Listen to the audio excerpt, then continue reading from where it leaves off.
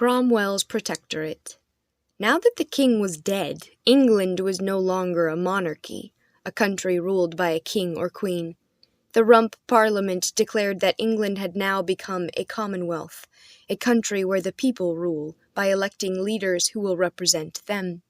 Parliament was supposed to listen to the people of England and pass laws that the English wanted. But the Commonwealth got off to a bad start. Many Englishmen and women hoped that Parliament's first act would be to reform, change for the better, the courts in England. It cost a tremendous amount of money to go to a court, and the laws were so complicated that most English citizens had to hire expensive lawyers to help them. Only rich people could make full use of the courts. But most of the members of Parliament were lawyers who liked the laws of England just the way they were, complicated and hard to understand. And although the Rump Parliament was supposed to dissolve itself so that new leaders could be elected by the people, it never did. 4 years after Charles I was executed, the Rump Parliament was still arguing slowly about whether or not English laws should be changed. Oliver Cromwell was fed up with Parliament. When one of his generals suggested that Parliament should be made up of hand-picked men rather than elected representatives, Cromwell agreed.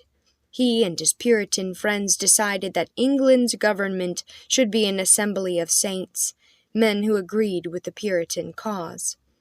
So Cromwell marched into the Rump Parliament with his soldiers from the New Model Army behind him and declared it dissolved. "You have sat here too long for the good you do," he shouted. "In the name of God, go." The soldiers drove the members of the Rump Parliament out at sword point. Just like Charles, Cromwell had used an English army to threaten other Englishmen. But Cromwell believed that his use of force pleased God. "Perceiving the Spirit of God so strong upon me," he remarked later, "I would not consult with flesh and blood at all."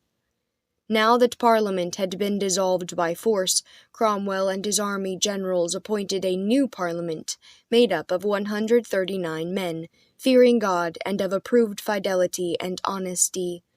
This Parliament became known as the Bare Bones Parliament, after one of its members, a Puritan minister named Praise God Barebones.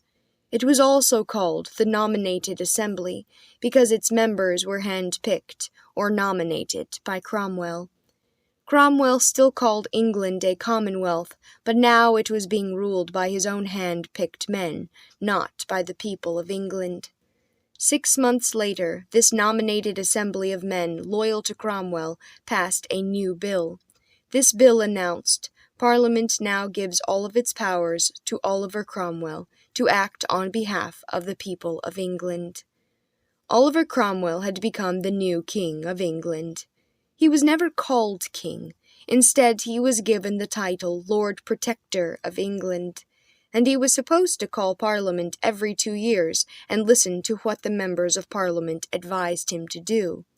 But Cromwell certainly seemed like a king. He moved his family into the royal palace. The ceremony to make him Lord Protector looked an awful lot like a coronation ceremony.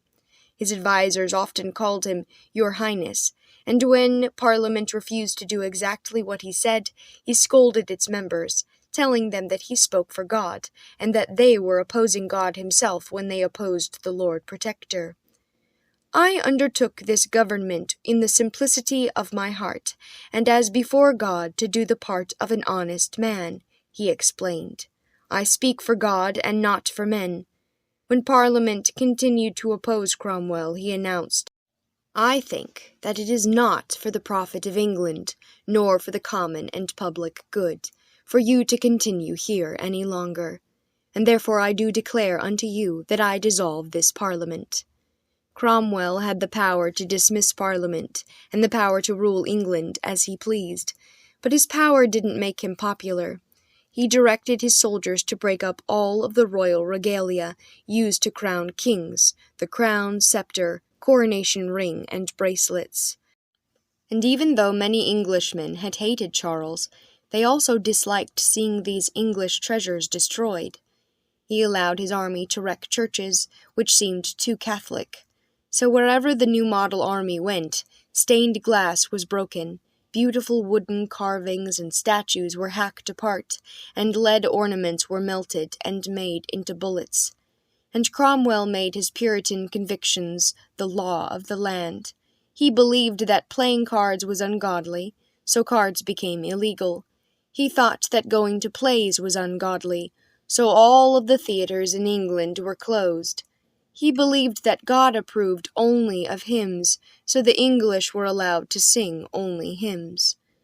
Cromwell became so unpopular that, 3 years after he became Lord Protector, an anonymous booklet was published, encouraging someone to assassinate him. But no one needed to assassinate Cromwell, because he was already growing ill. He had been wounded in battle many times, and had never truly recovered. And he was suffering from malaria. When his favorite daughter died, in the 4th year of the Protectorate, Cromwell became even sicker with grief. In September of 1658, Oliver Cromwell died. He was embalmed so that he could have a royal funeral, with his body lying in state, while all of England filed past to see him one last time. But the embalming didn't work. Cromwell's body was too disgusting to put on view. So it was hastily buried in Westminster Abbey, and a wax figure was put on display. Afterward, an empty coffin was the center of a huge funeral. One observer remarked, "It was the joyfulest funeral that I ever saw, for there was none cried but dogs." Oliver Cromwell's son, Richard, claimed the title Lord Protector, but the English were tired of the Protectorate. It was just like a monarchy, except with more rules. Noblemen who served in the army started to argue with each other about who should rule England next. One of the army generals realized that England was on the brink of the greatest civil war yet. He marched into London and called the members of the old Long Parliament back into session. The Parliament met together and decided to send a message to Charles I's son, who had fled England and was living in France, far away from Cromwell and his soldiers. "Come back and become king," Parliament begged. But even while it planned to welcome Charles II back, Parliament also began to pass laws that would restrict the king's power. From now on, English kings would have to answer to Parliament for their actions. On May 23, 1660, Charles's son, Charles II, returned to England. The English, tired of war and Puritan laws, welcomed him with cheers of joy. The years of the Protectorate were over. The king was back.